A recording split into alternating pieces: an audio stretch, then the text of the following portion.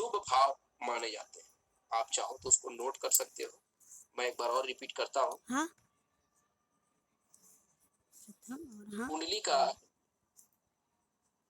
लगन भाव, प्रथम भाव, पंचम भाव, नवम भाव, ये सबसे स्पेशियस, सबसे इम्पोर्टेंट भाव होता है। और उस भाव के अकॉर्डिंग यदि आप चलते हैं तो आपको सबसे जो स्पेशियस जो रिजल्ट है उसको देखना कैसे है वो आपको समझ में आ जाएगा। मैंने कालपुरुष की एक कुंडली बना रखी है, अगर आप सबको स्पष्ट रूप से अगर दृष्टि गोचर हो रहा होगा तो आप देखिए या फिर आप बना लीजिए। तो इसमें आपको सबसे स्पेशियस भाव सबसे पहले आपको देखना है। तो सबसे शुभ भाव जो होता है वो प्रथम भाव, पंचम भाव और ये नवम भाव, ये सबसे स्पेशियस होते, अर्थात इस कुंडली के लिए, इस लगन के लिए मंगल सबसे शुभ फल देगा, सूर्य भी सबसे ज्यादा शुभ फल देगा और सबसे ज्यादा ये हमारा शुभ भाव, हमारा ये भाग्य भाव होता है। तो जब भी गुरु की दशा लगेगी, मंगल की दशा लगेगी और सूर्य की दशा लगेगी, ये जीवन में जो चाहेगा वो चीज प्राप्त करेगा इनकी दशा में, इनकी दशा में। अब देखो, मान लो हम सूर्य के बारे में विचार कर रहे हैं। अब सूर्य यहाँ का स्वामी होके मान लो यहाँ पर बैठ गया,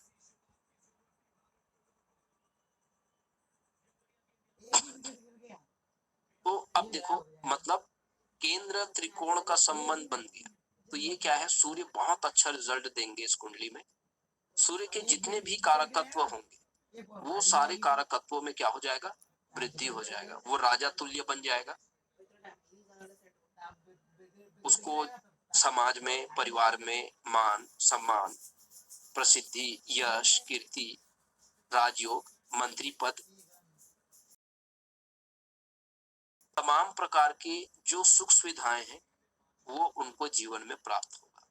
राजयोग जो है उसका सक्रिय हो जाएगा सूर्य की जब भी दशा आएगी, और वो जीवन में जो चाहेगा, चाहे वो आईएएस बनना चाहे, कोई प्रशासनिक अधिकारी बनना चाहे, कोई सरकारी नौकरी के बारे में अगर वो तैयारी कर रहा है कंपटीशन एग्जाम का, तो जब इस तरह से जब युति जब बनेगा तो हम कहेंगे कि वो जीवन में उन तमाम चीजों को अचीव कर पाएगा। उसको ज्यादा स्ट्रगल करने की भी जरूरत नहीं होगी और वो तमाम चीजों को वो क्या कर लेगा, अपने लाइफ में अचीव कर लेगा। धन की कभी कमी नहीं रहेगी। और इसका संबंध जो है ये प्रेम का भी भाव होता है, और प्रेम का भाव का संबंध सप्तम भाव से, तो ये जातक प्रेम विवाह भी कर सकता है। तो इस तरह से छोटी छोटी जो बातें होती है उन बातों का विचार जो है हम कुंडली से करते हैं। तो ये सबसे जो स्पेशियस जो भाग होता है वो पहला, पांचवा और नौवां भाव।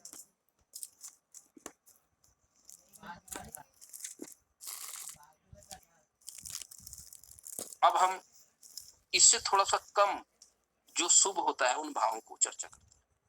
तो वो भाव है चौथा भाव, सातवां भाव और 10वां भाव। तो इनके तुलना में ये थोड़ा सा कम स्पेशियस होता है, लेकिन ये भी शुभ फल ही प्रदान करते हैं।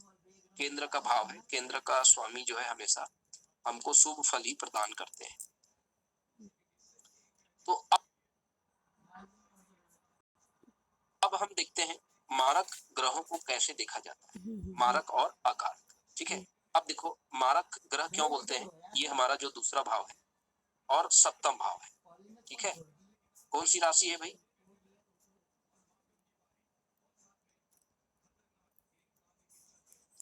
तुला है ना। दूसरे भाव में शुक्र का वृष राशि है और सप्तम भाव में शुक्र की क्या है, तुला राशि है। ठीक है, इसका मतलब क्या है, ये भी मारक भाव होता है। ठीक है, और ये भी मारक भाव है, दोनों मारक भाव है। क्योंकि अष्टम भाव से हम आयु का विचार करते हैं, अष्टम से द्वादश मतलब आयु को कम करता है, तो जो आयु को कम करेगा उसको मारक कहेंगे। तीसरे भाव से भी हम आयु का विचार करते हैं, अष्टम से अष्टम, तो अष्टम का इसका जो द्वादश होगा दूसरा भाव, ये भी आयु को क्या करेगा, कम करेगा। तो इस कारण से दूसरे भाव और सातवें भाव को हम मारक भाव कहते हैं। इस कुंडली के बारे में यदि हम विचार करें तो शुक्र इस कुंडली में क्या हो जाएगा, प्रबल मार्केश हो जाएगा। क्या हो जाएगा,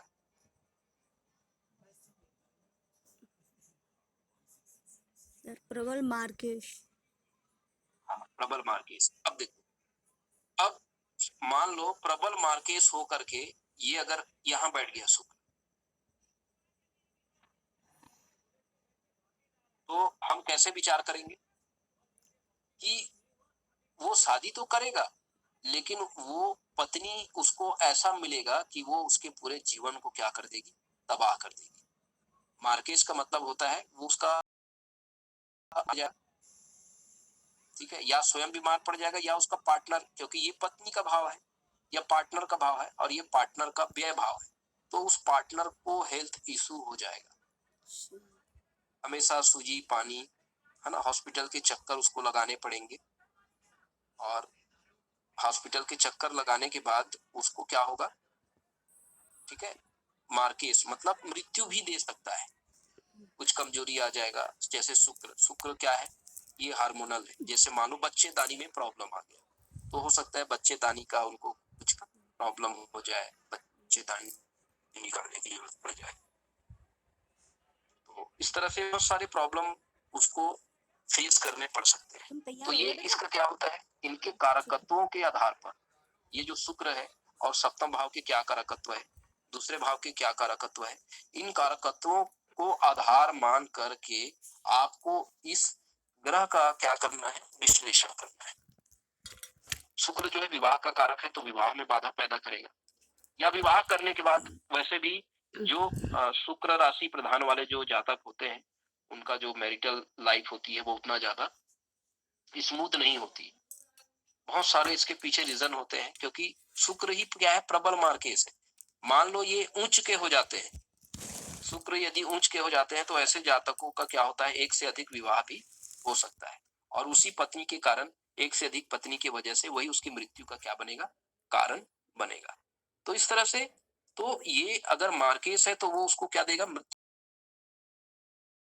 हम कुंडली का क्या करते हैं, एनालिसिस करते हैं। अब हमने सप्तम भाव के बारे में आपको बताया, द्वितीय भाव को बताया, ये दोनों भाव मारक भाव होते हैं। अब हम अकारक भाव के बारे में चर्चा करते हैं। तो कौन कौन सा भाव अकारक है, ये तीसरा भाव अकारक है, ठीक है, ये 11वां भाव अकारक है, ठीक है, तीसरा भाव और 11वां भाव। छठवें भाव को भी हम कह देते हैं अकारक। और सबसे जो अशुभ होता है ना, वो होता है अष्टम भाव और अष्टम भाव का स्वामी। कुंडली में यदि हम सबसे अशुभ ग्रह के बारे में बात करें तो वो क्या है, अष्टम भाव का स्वामी नहीं होगा। क्यों, क्योंकि वो लगन का भी मालिक है। मंगल जो है उसकी एक राशि लगन में है, तो इसको हम सबसे ज्यादा मेलेफिक नहीं मानेंगे। तो सबसे ज्यादा जो मेलेफिक होगा इस कुंडली में, तो सबसे ज्यादा मेलेफिक कौन होगा, वीनस होगा। कौन सा ग्रह होगा, वीनस, है ना, शुक्र होगा।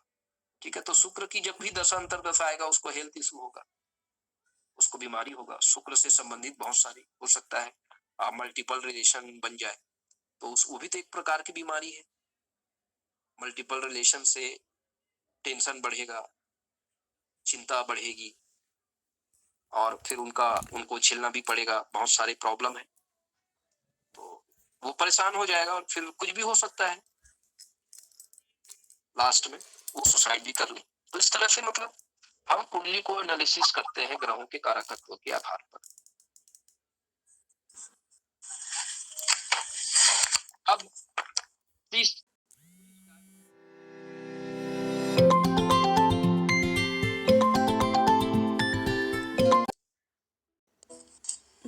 त्रिशदाय भाव जो है, अरे हम सानू तीसरा भाव, छठवां भाव और ये जो बात कर। ठीक है। नंबर आ रहा है उनका, तो नंबर से तीसरा नंबर बात कर उनका।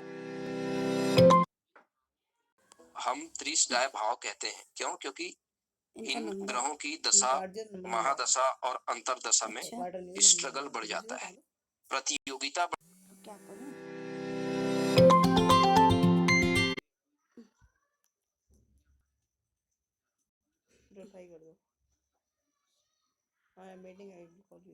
संघर्ष करना पड़ता है, तब कहीं जाके हमको कोई चीज जो है वो क्या वो होता है, चेतना हमसे इनकी क्या क्या प्राप्त चीजें होता है, भेज हम दी। उन चीजों को गेन कर पाते हैं। ठीक है, जैसे हम साल भर पढ़ाई करते हैं, हमारा एग्जाम होता है, हम कैसे करूं?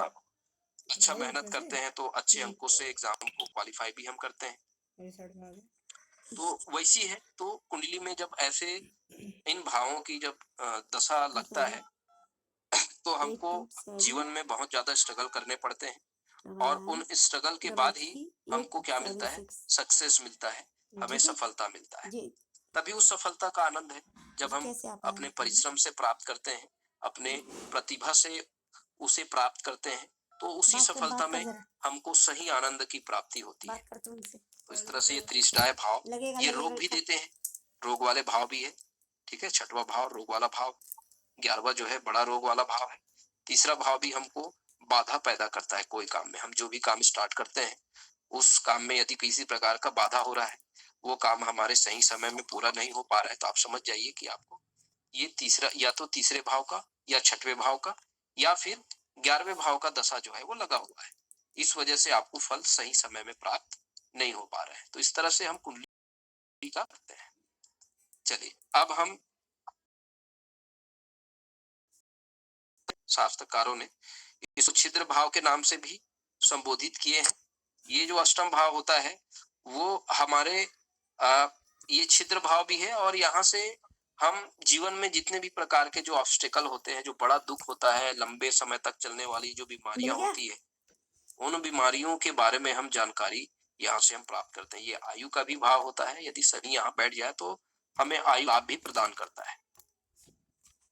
तो ये हमारे पैतृक संपत्ति का भी भाव होता है। ठीक है, बीमा से जो हमें धन प्राप्त होता है, संपत्ति प्राप्त होता है, ये उसका भी भाव होता है, अष्टम भाव। ये हमारे ऑकल्ट साइंस का भी भाव होता है। जब बहुत ज्यादा हमारे जीवन में दुख आता है, संकट आता है, कष्ट आता है, हम परमात्मा के करीब पहुंच जाते हैं, हम साधना करते हैं, हम अपने समस्या का समाधान ढूंढते हैं इसी भाव से। क्योंकि ज्योतिष क्या है, समस्या को सुनियोजित तरीके से किस तरह से हम समाधान प्राप्त करते हैं, तो इनकी एक ये विधा है कि हम समस्या का किस तरह से सॉल्यूशन निकालें। तो इस तरह से ये जो अष्टम भाव है, दोनों तरह का फल यहाँ पे हमको मिलता है। हर भाव जो है वो सब हम हमारे लिए स्पेसियस होता है, और सभी भावों से हमको शुभ फल ही मिलते हैं। लेकिन कभी कभी क्या होता है, हमारे प्रारब्ध के अनुसार उन भावों में पाप ग्रहों के प्रभाव क्यों पड़ेंगे? क्योंकि हमारा प्रारब्ध है, हमने पूर्व जन्म में जो कर्म किए हैं, जो कर्म करके हम आए हैं, उन्हीं कर्मों के अनुसार हमारी जो लगन कुंडली है वो निर्धारित होती है। हमको उस कष्ट को यहाँ सहना ही है। अगर हमारा जन्म होता है मृत्यु लोक में, तो उस कष्ट को हमको सहना है, क्योंकि वो कष्ट हमको हमारे प्रारब्ध से हमको प्राप्त हुआ है। तो उतने दिन कष्ट भोगने के बाद फिर हमको फिर से वो आनंद और सुख की प्राप्ति होती है। अब आ जाते हैं कुंडली का जो द्वादश भाव है। ये हमारे व्यय को रिप्रेजेंट करता है, जो भी जीवन में जो भी हमारे खर्चे हैं, स्वास्थ्य को लेके, बच्चों के एजुकेशन को लेकर के, चाहे भूमि भवन वाहन को लेकर के हो, आपके स्वयं की शिक्षा को लेकर के हो, या कोई कर्ज की वजह से व्यय करना पड़े आपको, अपने पार्टनर के प्रति हो, ससुराल में जो खर्चे होते हैं, लंबी धार्मिक यात्रा हो, या अपने प्रोफेशन मान सम्मान में जो आप व्यय करते हो, तो उन तमाम चीजों का जो विचार हम करते हैं, ये कुंडली का जो 12वां भाव होता है। तो ये कोई भी ग्रह पर आके अगर बैठ जाए तो वो अपने कारकत्वों में क्या कर देते हैं, कमी कर देते हैं, क्योंकि ये त्रिक भाव है, दुख वाला भाव है। और ये जो भाव है हमको अपने घर से क्या करता है, दूर करता है। ये विदेश का भी भाव है। आप विदेश में नेशनल मल्टीनेशनल कंपनी में जाके आप जॉब करेंगे, क्योंकि विदेश जगह है, इसलिए आपको क्या होगा, कष्ट होगा। आदमी जब अपने घर से बाहर जब जाता है तभी उसको कष्ट होता है, क्योंकि वहां पर उनके अपने नहीं होते। अगर घर में कभी उनको कष्ट होता ही नहीं, क्योंकि जब भी वो अपने माता पिता के छत्र छाया में रहते हैं, उनको दुख महसूस होता ही नहीं। लेकिन जैसे ही माता पिता से दूर जाते हैं, दूर रहते हैं, विदेश में रहते हैं, होता है, कष्ट होता है। इसलिए इसको हम विदेश भाव भी कहते हैं। इसलिए ये काल पुरुष का दुख वाला स्थान भी है, और कहीं ना कहीं अत्यधिक खर्चा हमें दुख ही देता है। तो इस तरह से आज हमने कुंडली का एनालिसिस कैसे करना है, बहुत बेसिक जो प्रिंसिपल है मैंने आपको बताया। तो इस तरीके से आपको अपनी कुंडली को देखनी है, और अपने कुंडली को देखने के बाद उसका विश्लेषण करना है। तो इस तरह से हम आज का सेशन हम यहीं पे कंप्लीट करते हैं। नेक्स्ट सेशन में फिर हम इसको कंटिन्यू करेंगे, और कंटिन्यू करने के बाद जो भी बातें जो आपसे चर्चा की जाएगी, जो भी क्वेरीज होंगे, उसको हम नेक्स्ट सेशन में लेंगे। फिलहाल आज जो thought process develop, thought process के थ्रू आप अपने कुंडली को देखिए, ग्रहों की स्थिति को देखिए, और उन ग्रहों के बारे में आप स्वयं, या तो आप उसको नोट करिए, आप स्वयं परीक्षण करने का आप एक हैबिट जो है वो अपने अंदर क्रिएट करिए, और स्वयं लिखिए। गलती होता है, कोई दिक्कत नहीं है, आप गलती करोगे, उसका सुधार भी होगा। इस तरह से धीरे धीरे आप अपने घर परिवार में किसी और का आप कुंडली देखिए, उनमें ग्रहों की स्थिति को देखिए, कंटिन्यू करिए। जितना ज्यादा आप कुंडली को देखेंगे, जितना डिफरेंट टाइप की आप कुंडली देखेंगे, उतना ही ज्यादा आपका ये कॉन्सेप्ट जो है वो क्लियर होगा। और धीरे धीरे आप प्रैक्टिस में जब इसको लेते हैं, तो फिर एक ऐसा समय आएगा धीरे धीरे कि आप एक अच्छा कुंडली एनालिसिस करने वाले बन जाएंगे। अच्छा, अरे कैंसिल कर चलिए, आप सभी ने आज सेशन को बंद नहीं आपने है? बहुत अच्छा बनाने के लिए